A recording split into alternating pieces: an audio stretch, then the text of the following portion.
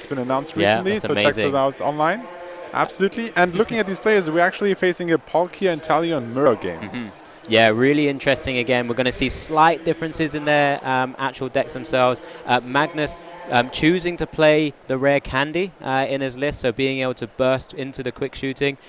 What's really interesting from this side, I guess it's just a mistake from the tool that we're currently looking at, but Demetris is playing a bit more of a straightforward Palkia Intel list, does have quick shooting as well, but doesn't play the rare candy. So a little bit slower to kind of get that, but I've kind of mentioned in a few matchups before where you don't really want to dedicate a Sobble spot necessarily to quick shooting because you want to be setting up with Shady Dealing.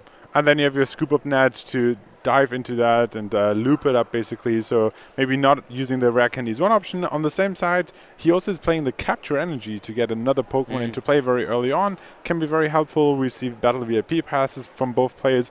They try to get those very early on, of course, to set up the board. And let's see what they're starting with. Yeah, definitely. And we see Magnus is going to be playing a very similar list to actually the Magnus we just had on as well. So also playing the free Battle VIP pass in his list. Demetris going for the full 4. Understanding the true value of Battle VIP pass, being able to grab additional bench Pokemon as soon as possible. Both players, of course, playing things like the Roxanne. You have the Radiant Greninjas. Demetris has the Zigzagoon in his list as well. But yeah, here we go. We're about to start our round 7 of our feature match in Warsaw Regionals. Yeah, let's see who's actually going first and if they can have this very strong start with the with multiple Stubbles on their bench. Yeah, we talked about the decks. Irida, one supporter we haven't talked about too much yet, but it's a very set standard supporter in the Inteleon. Palkia Alliance, it's actually a very strong deck going into all these recent tournaments. It's been a little bit overshadowed by like the Kyurem version that we haven't featured on stream yet, I believe. We did get a chance to see Benji Fan play it. Absolutely true. Yep, which was great. We had the chance to showcase that because that was a deck that became very popular in recent times since the release of Kyurem VMAX as well. But then using the Palkia more as a sort of support Pokemon, using that V-Star ability, the Star Portal, to power up his attackers as well. But this one is the core focus around that subspace swell attack of the Palkia V-Star, Orange Form Palkia V-Star. But then, of course, it needs its engine, and that engine is the Shady Dealings. Both players playing currently just the 60 HP ones. We've seen a few lists start to consider the 70 HP ones without the keep calling to kind of get out of range of things like Sableye. But both these players going for the tried and tested. Yeah, it's really interesting to see that while typically you're opting for more consistency when it comes to cards like Battle VIP Pass, so they have 3 and 4 copies, the Inteleon line just allows you to have, when it comes to supporters and items in general, to just have more freedom in your one-offs because you have easier access to all these cards. Yeah, definitely. And I guess we've seen a little bit of a cycle where some players in these lists play maybe one Battle VIP pass in some of the Inteleon lists because you have access to things like the Irida. If you go second, you can just Irida for it straight away, which is fantastic. But yeah, straight away here, what we see from Magnus' side, straight with that Battle VIP pass, getting a Sobble and a Greninja down, has that Palkia V in the active spot, has a Capacious Bucket all there already. All those combo pieces are already coming together for him. Just double checking his prizes, of course. We'll quickly get that back to you guys back at home as well, but just grabbing those 2 water energies out of his deck and just having a quick look. Nothing too bad for either player again. That big charm is prized. Maybe trying to find a way to help, keep himself out of range from a return attack. Absolutely, absolutely. And I love the engine of using Radiant Greninja's ability to start discarding energies to then make use of that V-Star power from Palkia. So there's 1 energy attached, 1 in the discard. Great start, 2 Sobbles. Like Magnus couldn't really ask for more. No, it's definitely a great start. We've seen from our last round where Magnus Cannon was only really able to get 1 Sobble down, going first each time. Demetris has started that Zigzagoon. I guess having an opportunity to just have to go second, it gives him the chance to play the supporter and all of that. But right now, we'd be quite happy to potentially give up a Zigzagoon over anything else. Does very quickly go down with a capacious bucket as well, just double checking his own prizes. As mentioned, Demetris has played Palkia Intel for a bit of time now, but so has Magnus, both players actually. I think Magnus actually done really well in recent tournaments at the same time. Of course, putting himself in that top 16 contention. Yeah. One question I would have to you is, like, in the Inteleon Palkia mirror, like, obviously Palkia does more damage the more benched Pokemon you have and your opponent. So while you want to limit the damage your opponent is doing to you by maybe reducing the benched Pokemon, you also want to maximize your own damage. So I think it's like really hard to maybe balance between doing the most damage yourself but preventing opposing knockouts. Yeah, no, you're absolutely right on that, and it's one of those tricky things that a lot of top players have to try and navigate around, and so that's why it'll be really interesting to see Demetris go, or how he acts and how he goes with his turn right now, because obviously he's just grabbed that Greninja and the Greninja and the Battle VIP pass from the Irida, sorry, so has the option to do so. Just kind of seeing if he can maybe not have to necessarily use a Battle VIP pass, if he can just get like a couple of cards that would help him navigate his turn without getting all of his bench Pokemon down, but now opting to choose to do so after already drawing 4 cards from concealed card. It's actually a very interesting choice, because intuitively I would have said use a Battle VIP pass, you need a Palkia and a Sobble anyway, and then you have better odds of drawing other cards with your Greninja's ability, basically. Yeah, it's one of those things where sometimes if you're able to conceal cards into a Pokemon already, you maybe don't have to choose it as your target for Battle VIP Pass. You've got a few options like that. You know, unfortunately, this scenario where Demetris doesn't want to take out a Palkia V because he wants to draw into one as well, because then he could just Battle VIP Pass for the second one. You know, leaving the maximum available in his deck means that he can save that extra space and extra slot, and it increases his percentages to try and get that out.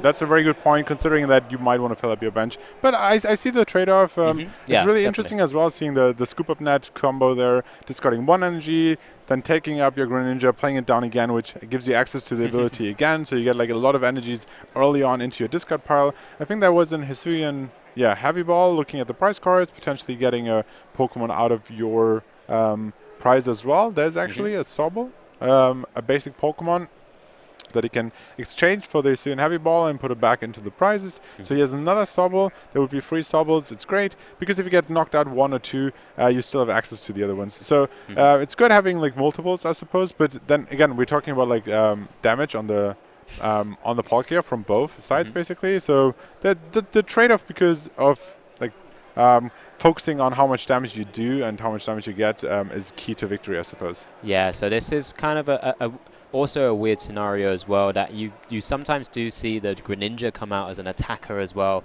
We've already seen the value that you mentioned that it gets from being able to conceal cards, scoop up, in the effect that you may only use this ability once, but benching it from your hand again, it could be a brand new one, which is why it allows you to use it again. But its attack, Moonlight Shuriken, is also fantastic as well. Demetris wasn't able to get a mana feed down, so there may be an opportunity here for Magnus to try and use Greninja as an attack to deal 90 damage to 2 Pokemon. Demetris has 2 Pokemon under 90 HP right now with that Zigzagoon and that 1 Sobble, so it looks like a good target to do so. Of course, Greninja being able to be powered up by that V-Star Star Portal ability that the Palkia V-Star has as well. So lots of options here. Both players probably eyeing up that kind of opportunity, because even with Drizzles, they have only 90 HP. So it'll be interesting to see how Magnus navigates this going forward. He has Shading Demons now for the 2nd time, getting another Capacious Bucket. More energies into the hand, into the discard, just kind of getting himself ready for this. Is really good to see. You know, as you're beginning to get cards out of the deck, you're thinning, you're getting all the key pieces for later as well. Yeah, it's so far so good. For it's interesting that he puts down a 2nd Palkia, maybe getting it ready to attack. You talked about attacking with the Raiding Greninja. Bench is full at this point now. Okay, so maybe he's attacking with the Palkia, indeed. But alternatively, you would have to find an option to switch his Palkia from the active position, and then attach 2 energies to the Greninja and take 2 knockouts, and also leaving up your Greninja up front, so it's not a double prizer, which could potentially lose you 2 prizes. But instead, He goes for the cross switcher on the Palkia V. So I guess this is one of the other main things about having now gone for the full bench activity and Demetris only having one Palkia V. And yeah, so instantly scooping, knowing sort of he's in that situation where he will be having to kind of go to the next game because, you know, if he doesn't have a big attacker, although Demetris could potentially use Greninja, but he can't power it up with the Palkia V-Star, it makes it just a little bit impossible to really come back from that. Yeah, it was interesting to see how the mirror played out this time. We casted in Regigiga's mirror earlier this time. Now it's an Italian Palkia mirror. Oh, yeah, and very true. It came down to who got the setup faster, I suppose. And once the attacker and the cross switcher getting the right targets down, picking the first knockout, or like even dealing damage was, I guess, enough for Magnus to realize that he has the first win. Yeah, I mean, just again, it comes down to that coin flip, doesn't it? We mentioned it in that mirror for the Reggie's deck as well. Winning the coin flip was massive, but not only that, like I said, navigating the first turn or two to be able to get past those kind of awkward Palkia hands, because your engine really is from turn 2 onwards with the shady dealings. Absolutely, and it was interesting to see how this first game played out, because Magnus decided to bench 2 Sobbles down early, while on the other side, Demetris decided to keep his Battle VIP pass and not bench 2, or like at the end not bench 2 Sobble, and maybe not having access to those Drizzles was slowing down the game too much for him. Yeah, completely understand. And as I mentioned, there's quite a few different sort of nuances in terms of how you would have to try and navigate this mirror matchup. So it'll be interesting to see how Demetris handles it now. Both players opening, Demetris starting, of course, as we expect. A quick look at the prizes. Demetris doesn't have access to 2 of the cross switches in his list. And, ooh, just a bench of the Manaphy and passes. His hand isn't super strong. I did see an Evo incense, but no Sobbles, no Battle VIP pass, despite playing the full 4, although 1 is prized. And Magnus, of course, just instantly opening there with that VIP pass. Absolutely, getting access to 2 more basic Pokemon on the bench, and on top of that you can use Keep Calling to get even more Sobble down the line as well. So maybe picking Greninja and a Palkia here and then attacking with Keep Calling to get your bench filled, and then you're very much set up for the next turn. So that's one option to consider, but of course Magnus is taking the time, go for his deck, make sure like checking what is prized, maybe seeing like that he has 1 Sobble, 1 Drizzle prized, but that's exactly what's happening. There's a Raiding Greninja and the Palkia, and maybe if he has the energy in hand, he might first discard it with Raiding Greninja, we don't know, but eventually he might use Keep Calling as well, fill up the bench with more Sobbles and go from there. Yeah, it's definitely such a great little card. You know, it's been around for some time. It's fitted in some other decks. You know, back in the day it was the Rapid Strike Malamar list where you're using a lot of the Sobbles, and quite happy to go the 1 prizer route. Now sort of being such a great utility card to kind of just keep Shady Dealings when it evolves up into the Drizzle. Shady Dealings even more when it evolves again into the Inteleon. And as you see, with all these kind of comboed lists and decks, Magnus playing down that Irida now, he's now able to grab an additional water Pokemon, an additional item card to really start just setting up, you know, and he's, you know, eyeing up a Sobble, eyeing up a Battle VIP pass. I think maybe he's just having a quick check of his cards. Oh yeah, he's gone straight for Battle VIP pass alongside a Palkia V, and then using that Battle VIP pass for the Manaphy and Sobble. In that case, you don't even need to use Keep Calling anymore because you have access to all the Pokemon that you need. So maybe if you have another energy in hand, you can attach it to Palkia to have that ready for next turn. So it's great maneuvering through his deck of Magnus here, abusing the first poor turn from Demetris here, really having to play the Manaphy down, preventing damage on the bench, however not dealing more than that. No energy attachment, but that's not too bad for Magnus. We see an Irida, so we will see a water Pokemon and an item coming out for Demetris as well. Let's see, he's choosing that. That's actually a great combination as well. Use that Radiant Greninja and end that up with the Capacious Bucket, get 2 more water energies, discard 1 of them, get 2 more cards from your deck. So you actually draw quite a few cards here right away. Yeah, definitely. So we're starting to see maybe Demi hoping to try and put himself back into the game. He does have the Palkia V-Star in hand already. Of course, he won't be able to attack without using Star Portal or potentially using a Melanie that he plays also in his list as well. I think it might be just a 1 copy. But doesn't have access to that Shady Dealings because he wasn't able to get a Sobble down. But you know, we'll see what this concealed cards is able to draw into. Does get a Sobble and a Drizzle together, which obviously is great. Are great cards, but right now probably needed a little bit more just from that. Those only 2 cards, so there's the there's just the star portal just for that one one energy. That's very interesting to see, actually. Having the second in hand, attaching it to be able to attack here, but that's not what you want to see, right? Like using a V-Star to attach one single energy, that just shows how far behind you are in the game. And being down 1 game already here in this set, Demetris has to make sure that he uses all his options. Yeah, and that's why he's maybe having to go for that play, having to try and be a bit more aggressive with his actions. Just to get that knockout, because everyone wants to get the full value, right? You want to have the 3 water energies in the discard pile to kind of start powering up multiple attackers. But, you know, Demetris unfortunately had a really slow turn 1 despite going first. As I mentioned, that's an example of a Palkia hand that you can get sometimes with this deck. You know, once it navigates through turn 1 and turn 2, you have so many options to yourself. But he does take the first prize, does keep his bench relatively small. It's only 3 as well, so a return knockout might be quite difficult right now, if possible at all. So it'll be interesting to see again how Magnus navigates this round. So he opens, you know, with an Irida. Yeah, let's see what the Irida gets him. That's okay. There's the Palkia V-Star, the Capacious Bucket, another 2 water energies, being able to discard 1 with concealed cards as well. And I think there was at least 1 energy from last turn, getting into the second one, maybe finding a way with the scoop up net to discard a 3rd one and then taking full advantage of that V-Star power from Palkia to get more energies into play. But yeah, we talked about the reverse KO, that probably not possible, but at the same time, getting a 2-hit knockout on that V-Star should also not be the worst thing. No, not at all, especially when Demetris right now doesn't have an extra attack or only really has 1 Sobble. Could be an option to maybe target down that Sobble just to cause Demetris to really be really slow with his setup as well. Both players having Mana Feed down, both players only having the 1 Sobble down actually, now that Demi has been able to knock out that active Sobble. We see both the Palkia Vs get evolved up to their Origin Form Palkia V-Star counterparts, and here comes the first shady dealings of Game 2. Yeah, let's see which item which trainer cards he gets out of his deck this time.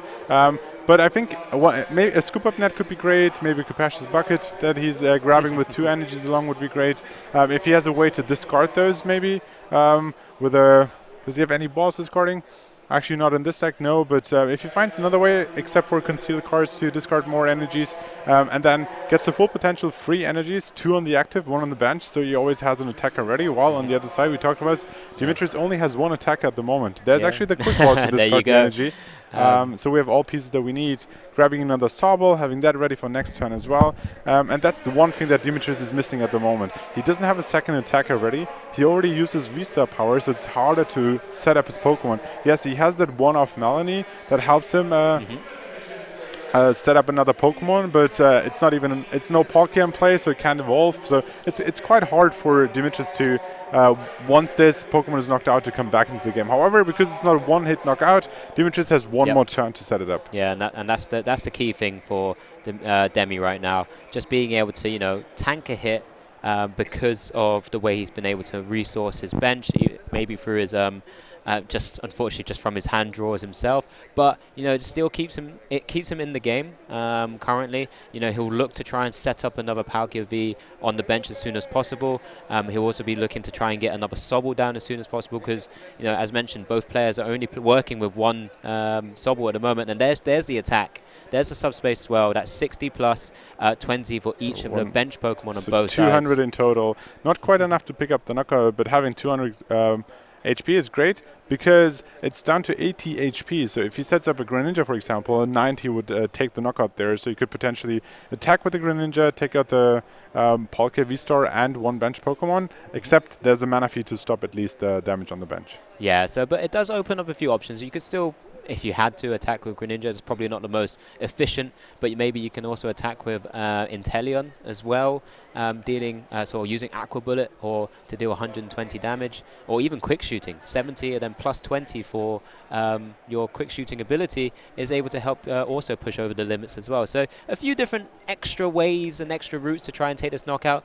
Demetris is able to use I believe Shading Dealings for a quick ball, knowing that he's going to need to get another attacker out as soon as possible, sort of identifying that as key as an aspect. One of the few worrying things in this scenario is because he's only able to get a Palkia V on the bench this time, a play for Magnus potentially could be targeting that Palkia V exactly, because he can't evolve it up straight away. Absolutely. If he has the Gus option, maybe boss in his deck, I see one copy here. If he gets access to that, bossing up that one Palkia on the bench, taking it out by benching one more Pokemon, which gets you up to 220 damage, would knock that out and leave you back with your one damaged V-Star in the active, or like in the game, basically. So that's one option to keep in mind. We're not quite sure what Magnus's hand looks like, but that's definitely a big threat coming from Magnus there. Yeah, definitely. And alongside that boss as well, you know, they typically don't play many because they have that utility to just grab cross switches when they want, through the Shady Dealings, through the Iridas, through all of those combo searching pieces, which is fantastic for the deck. And that's why we're starting to showcase and see how it's working. And Demi is actually targeting down the Drizzle, identifying what I sort of mentioned before, that Magnus could have tried to maybe consider going for the Sobble, really slowing down the other side of the board. Demi's here, you know, knowing he's already taken one prize, knowing he's still got to go through one single prizer anyway, taking the KO on the Sobble here, I think, is a really smart play. Being able to now hopefully have a fresh Palkia on the next turn, because he's also put that Big Charm on. Yeah, the Big Charm actually prevents the knockout as well. Maximum dealing of 220 wouldn't be enough any longer. But it's interesting that he saw such a big threat in the Drizzle, because knowing that by evolving it, you get access to 2 item cards, or 2 trainer cards. So like taking that threat out of the game, basically. And as you said, going through the prize mapping, he needed 5 prizes anyway, so taking that out now while it's evolved on the field gives him more flexibility and helps combat Magnus's potential of going wild in this turn right now.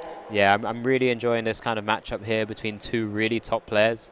Like I said, like we've said before, both players are currently in top 16, with Demi actually in contention for a travel award in the top 4 as well. And we do just see Magnus there taking the easy knockout on that Palkia V-Star, that damaged Palkia V-Star, leveling up the game to 4-4.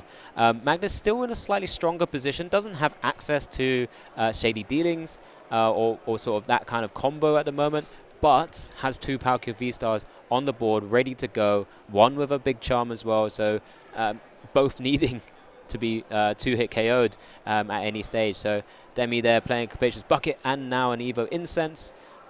Just grabbing that shit. Is that the Shady Dealings? Yeah, it is. That looks like a Shady Dealings. That's the Shining Fates Shady Dealings Inteleon, which looks fantastic, of course. A very shiny version in Demetris' deck there. Yeah, and beyond just evolving your active Palkia, you get access to 2 item cards, which again will help you to find the evolution, and but on top of that, maybe helps you to find a second Pokemon, a second attacker as well. We see the Choice Belt. Maybe that's an option to deal more damage, but it's going to come down to 2-hit knockouts anyway, so I don't think that will play a massive role. And there's the double item grab here. Let's see what he's grabbing. I assume, yeah, Scoop Up Net would make sense, and maybe a way to evolve your active Pokemon. Oh, he's considering the Marnie play here, which is very interesting. Already had the Palkia V-Star in hand. Of course, does have the Big Charm, you know, doing that mirror match in the active spot against Magnus right now, but also has the Big Charm. Just considering that options there. There's a Scoop Up to pick up the Inteleon. The Sobble comes straight back down, and now we see the Marnie. So again, still a little bit precarious that we don't see another Palkia V. Not too sure, maybe just kind of maybe digging for it at the moment, or if that's even available. You know, it's not prized right now, but it'll be interesting. There's another Sobble, which is fantastic for Demi. And now it's just kind of seeing cross switch and a better VIP pass. So no second attacker here. But again, like we're talking about 2-hit knockouts, so he still has another turn to set that up next time. The only good thing would be having it in play, being able to evolve soon. But the energy attachment for this turn went to the active anyway. So it's not the end of the world. Having Sobbles in play gives you more options next turn. It's quite interesting how Greninja and Manaphy on the bench, they're basically like cancelling each other out. Yeah. So you don't really have a threat of either of those. But concealed cards, great option to draw more cards going into this game. And considering Magnus has 2 Palkias set up, I suppose he can afford to discard more energies. Yeah, and so that's just, I believe, the 200 damage. Is 200 damage right now? 60 plus 80 on Demi's side, and then 60 again on Magnus. So, yeah, 200 damage on Magnus's active Palkia V-Star right now. So, you know, as I mentioned, I thought Magnus might be in a better position because he has double, which is why he's now retreating, paying the retreat cost to go into the fresh one. But Demetris is is the one who's been able to attack first. So applying that damage, applying that pressure on onto Magnus' side, but there's an instant return there of 200 using a fresh Palkia V-Star. So Demi here really needs to find a way of getting another Palkia V if possible. He does only play the free line in comparison to what we've seen from Magnus Pedersen in this round, but and Magnus Calland in the last round, where he was able to use Palkia V as an attacker as well to take the game. So really interesting to see how Demi's going to be able to we'll get another this. look into the deck. We'll probably pick up a Drizzle, evolve that, get access to more cards. Looking if I see another Palkia, there's another Palkia that he can set up as well. But yeah, the question is, does he have access to Gust maybe? A double cross switcher, maybe a boss here, pick up the damaged Palkia to not lose on the prize trade. Picking up 2 prize would be great here, because otherwise it sets you off too much. If Magnus takes the knockout and has 2 Palkias ready, that's really hard for Demetris to come back from that. Yeah, it'll be really interesting to see how Demi plays this one out. So if he doesn't have access to another Palkia, one of the things he might have to go down the route of is actually starting to use an Inteleon as an attacker. Because, you know, with Aqua Bullet dealing 120, hopefully that should be enough. Yes, of course, with the 200 plus 120, it's 320 in total. So you'll be able to take the knockout on the benched Palkia V-Star there as well. If he's able to put damage on the active Palkia V-Star, another 200, that leaves it with 80. That means that he could potentially then use the quick shooting Inteleon to try and take that one out as his way of sort of backup attackers. Oh, there. As we're talking about that, doesn't even matter. He does have another Palkia in the deck, which is why I was a little bit surprised he hadn't tried to find a way to get it down sooner than previous. But here we go. Demetris does use the double cross switches. And has a Scoop Up Net ready to pick up that Drizzle right away and bring his Pokemon back in. Draw 2 prizes by knocking out, going down to 2 prizes. But it's quite...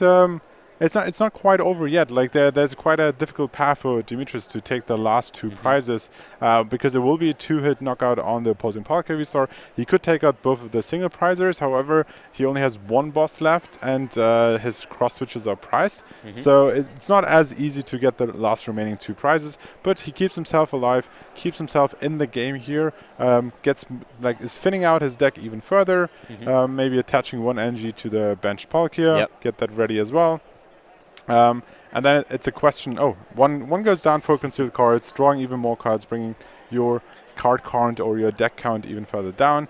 There's the choice belt and the energy going to the benched Pokemon. We talked about a play earlier where with a Gust you could also target the benched Palkia. There could be a play here as well, of course. Yeah, so it's kind of a very interesting situation here for Magnus, because in effect, if he can find a way to increase his bench and hit that 220, he could take the knockout on the bench, Palkia V. Potentially also keeping himself out of range is what he's got to try and figure out, because obviously now he's lost access to the big charm. But that does mean it's a little bit easier in terms of the navigation of what he's looking to try and do, because he's then just facing a damaged Palkia V-Star in the active spot. So again, really interesting. There's a level ball from Magnus, having just quickly checked on his resources throughout in his discard pile. It'll be really interesting to see, because Demi's still got to try and find a way of evolving that Palkia V on the bench. If Magnus does go for the knockout on that one, his Palkia V-Star will be taking the first hit. But then Demi can't... Oh, there's a second. Another big charm.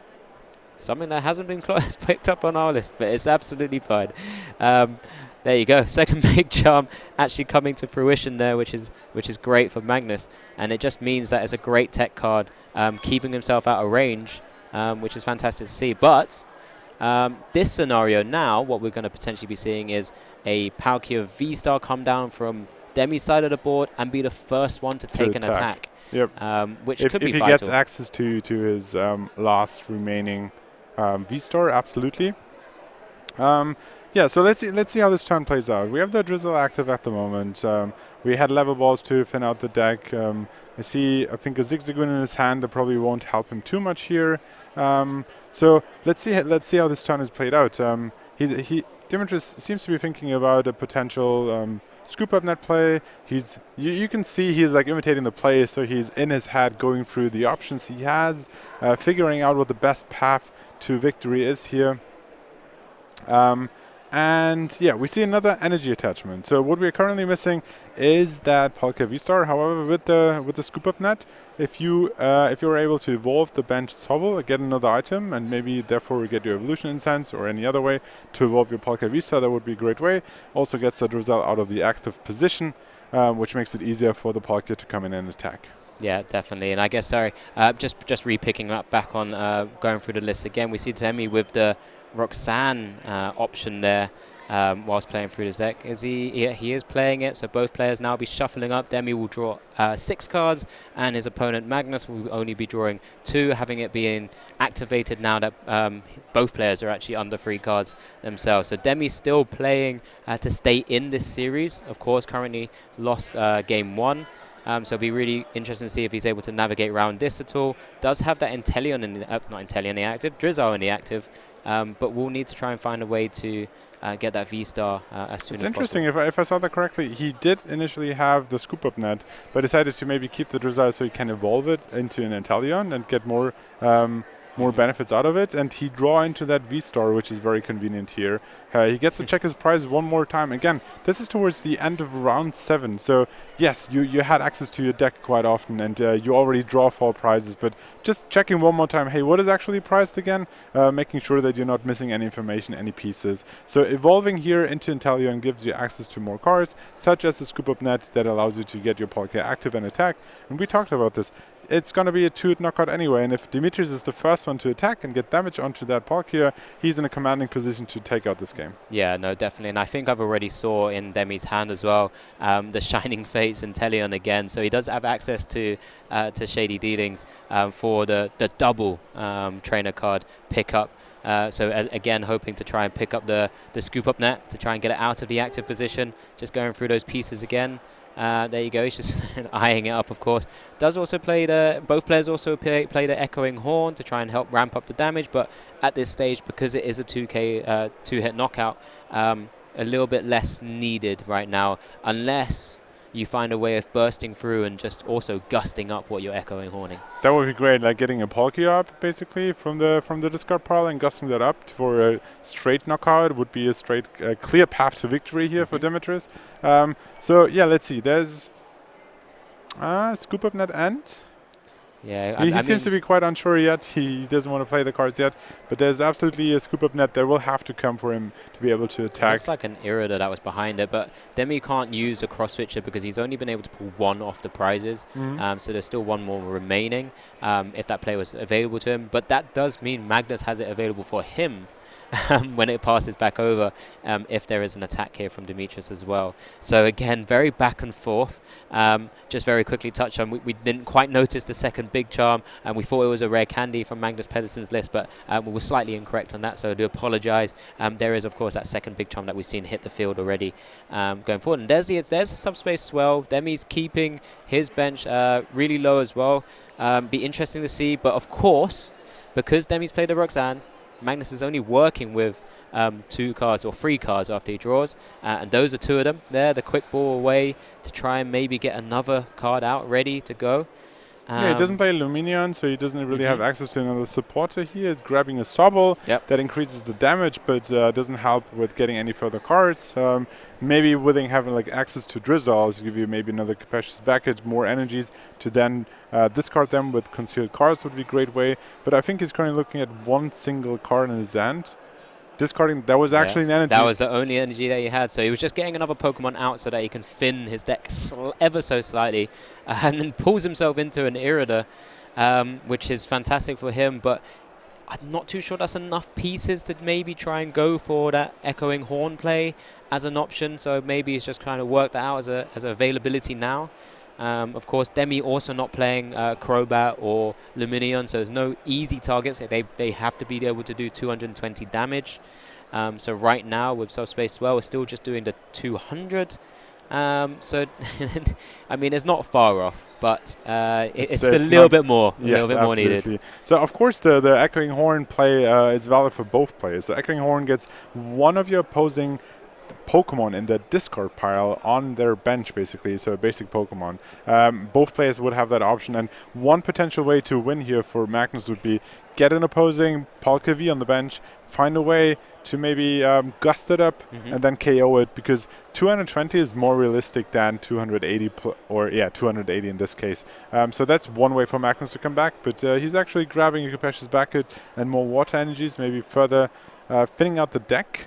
But I'm not quite sure, since we've already seen in Arena, I believe, what else we could see here. Yeah, no, it might look like it's going to be really hard for Magnus right now. Demi, despite starting quite badly, looks like he's put himself in a really, really good position here because he's able to take that first, deal the first damage onto the last Palkia V-Stars on both sides of the board. So really interesting to see.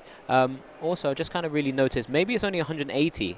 With that bench Sobble now it's going up to 220 because Demi actually has a choice belt as well. So it's actually That's a true. 30 next to the 180 there. Just to kind of get that clarified for everyone at home and making sure we're following the numbers at the same time.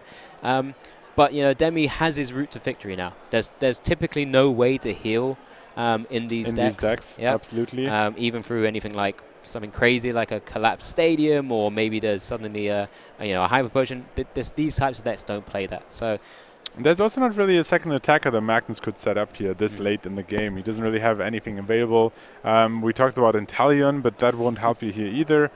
So he is indeed withdrawing, putting up the mana fee. Maybe this is another case where Magnus, yes, he's up one game, and if he gets a very lucky next turn, maybe surviving here, then getting that Echo and Horn play maybe next turn, that would allow him to win the game and play on. Well, we talked about the timer. Once again, we're down to 16 minutes here, almost 17 minutes, and Magnus could be like, well, I'd rather win in game 3, but you saw how long this game took, so it's quite a fair chance for Magnus to promote his mana fee, sacrifice one single prizer, and then hope that next turn he has all the puzzle pieces he needs. Yeah, well, we can start to see from some of the body language there, Magnus had a little shake of his head, knowing that unfortunately this game seems to have kind of fallen out of the clutches of his hands right now. Demi is going for the concealed cards. We'll need to try and find a way to boss up. Does have the Evo Incense to maybe evolve back into the big shady dealings there as well. So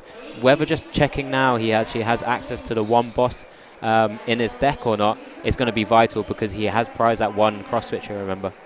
Absolutely, absolutely. Let's see which pieces Demetris has to close out this game. We talked about the boss potential. We know we see the prize. We know that cross switcher is not a play. He played 2 already and 1 is prized, so that's not an option. I'm looking for a discard pile, trying to spot the boss, but I can't quite see it. So it could very well be in the deck. If he has a way to actually access that boss in the deck, the game would be over right on. But it seems like he's attacking the mana fee and takes 1 prize, not the cross switcher, unfortunately. But yeah, again, Magnus still needs quite a lot of puzzle pieces to close out this game.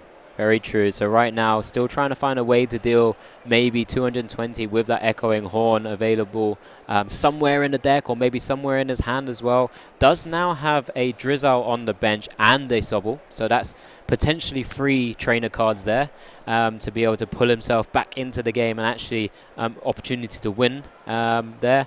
And I think because he needs so many puzzle pieces, like having Inteleon and Drizzle would help you a lot, because you need 2 cross switchers, you need an Echo and Horn, and then you still need maybe a switching card for sure to, after cross switching, getting back your Palkia into the active position. Yeah, that's a lot of puzzle pieces, but having the Inteleon, that's 2 trainer cards. Having a Drizzle, that's a 3rd one. Maybe with what he has in his hand, maybe concealed cards could get him 2 more cards as well. So it is quite a lot to ask for, but that's why Magnus used that last turn to thin out his deck as much as possible, so that when he's hoping for these last puzzle pieces, he gets them. There's the Inteleon, and let's see what we're getting out of his deck. Maybe we can have a closer look at his hand cards right now to get a better idea of what is going through his mind, seeing what he has in his deck as well. Yeah, it's interesting already that we've seen, again, a bit of body language from Demi's side. As soon as that Evo Incense hit the field, there's a little shake of the head from Demi. Just there, as we're just looking through the deck from Magnus, is eyeing up those cross switches. There's the cross switches. From the Inteleon Shady Dealing, grabbing 2 trainer cards that he so chooses from his deck. So just giving himself that opportunity there to just gust up the relevant, just 1 prizer that he needs remaining to Looking win see the game. Echoing Horn as well. Yeah, he's gone for the Echoing Horn, and is that the training court? Yeah, he choice. does need an energy attached to that active, because he's only got one energy, having retreated the previous turn. The Echoing Horn there for, I assume, the Palkia V. And I think the training core was important to get rid of the path of peak to be actually use concealed cards to get more cards into play. So that's an option here. We see the training core, which also gives you access to one more energy from your from a discard pile to then use concealed cards. So the question is, how is he sequencing these last few puzzle pieces to go through it? He plays in Roxanne, which gives him access to 6 cards. His deck actually looks very thinned down already. So having 6 cards plus potentially concealed cards looks like a good chance to get the last 3 puzzle pieces. Yeah, so he'll be looking to try and find a way to maybe get those cross switches to target up that Palkia V as soon as possible. If that is even possible after maybe a scoop up net, is drawing 6 fresh cards. Does have a scoop up net as the first card I think I've seen him draw. But does he have the opportunity to bring it up? There's the Zigzagoon ping onto... he's just choosing to put it onto Palkia V there, just kind of making his life a little bit easier when he's trying to attack. It's getting really tense here now because Magnus here, if he's able to find a way to gust it up in some way, shape or form, if he was able to hit 1 cross switcher and 1 Evo Incense, it just means he could get the Drizzle. There's the scoop up net, so he's able to get another Drizzle into play. Yeah. Once again, like at this point, we see that Magnus actually has 1 Drizzle prize. So had he access to that, maybe he didn't need the scoop up net in this case here. So now he has 1 scoop up net. He has 1 cross switcher. I'm not quite sure what else he has in his hand, but yeah, he needs double cross switcher and a switching option to close out this game, or otherwise it looks like pretty much Demetris' case here. So let's see if he has all the pieces he needs.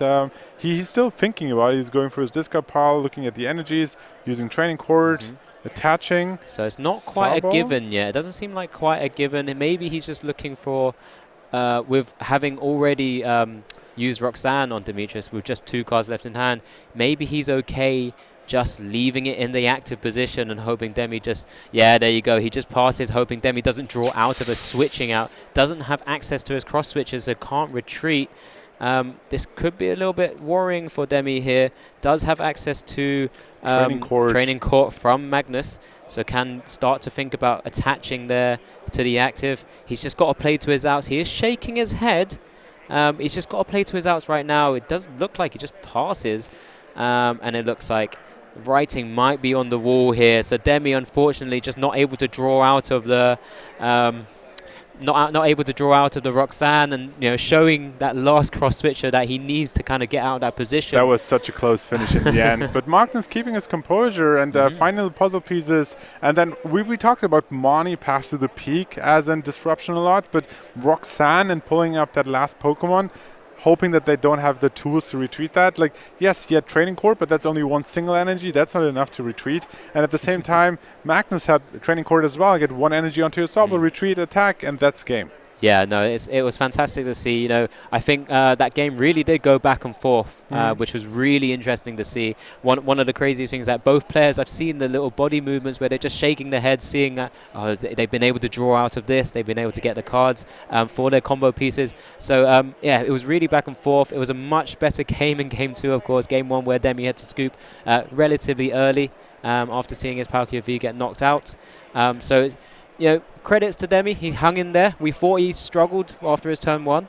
Was able to put himself in a really good position. It was the first attack to last Palkia. we already called the game off already, but then it was a great comeback there from Magnus. Seeing his path to victory, getting the right tools, being patient enough, and being, I guess, lucky enough in the end to get all the tools he needed. So now, with his victory here, being at, I think, 502 overall. Yep, that's correct. That's a very good score going into the next round. Let's look at the top 16 rankings in Europe right now.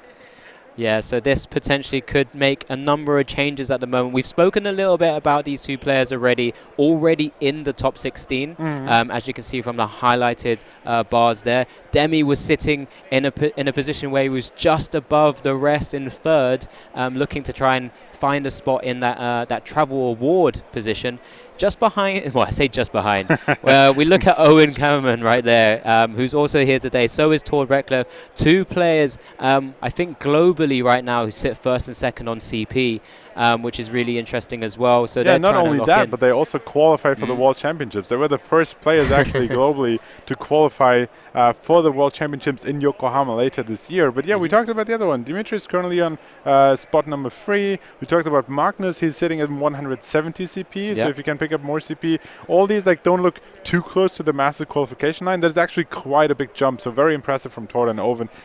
Being so early on in the season at so much CP, being qualified for Worlds, that's a massive achievement, of course. But they're not done yet. That's just the beginning. The season has just started, really. Yeah, exactly. We've got plenty more tournaments be coming as well. We haven't even finished this one yet.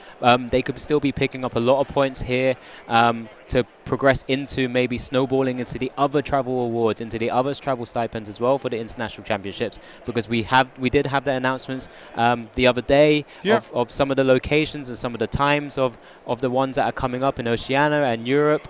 So yeah, it's a really interesting scenario right now. There's a massive chase on for travel stipends and travel awards, and of course that road to Yokohama to be able to really get their invite for Japan World Championships in 2023. But that's it from this round, from round 7 from both of us. So we're just going to pass over shortly to have a player interview of our winner. But yeah, we'll be back shortly.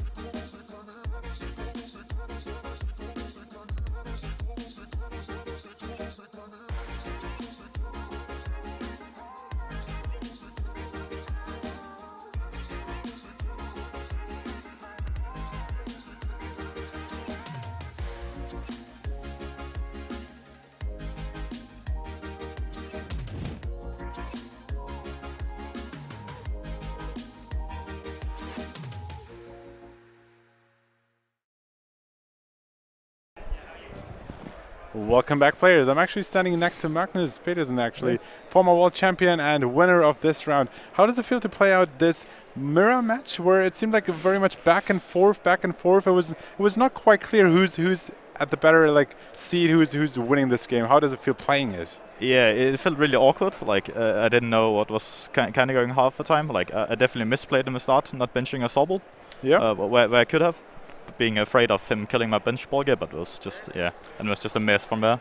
Like none of us wanting to overbench. Yeah, there was interesting fact that we talked about on stream, whereas like you want to do as much damage as possible while receiving as little. Yeah, but exactly. Using the same mechanic of benched Pokemon, not overbenching, was a key factor here.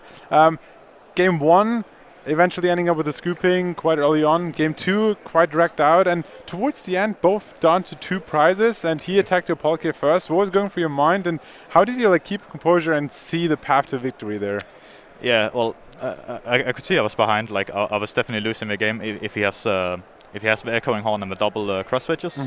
So at that point, I was basically just praying he had priced it and playing to my outs if he had priced one of those two. And absolutely. We just leading into this interview, we talked about the standings in Europe. You have won the World Championships before. You're still on the grind. You're currently in the top 16 in Europe. Like, can you tell us more about what it is as a player to keep competing at these big events, maybe going to international tournaments? How does it feel? What does it take to be in the top 16 in Europe? It feels good. Yeah, thank you. But yeah, it's a grind. Like. This year, I'm taking a year off school, which is helping me have more time to test and so on.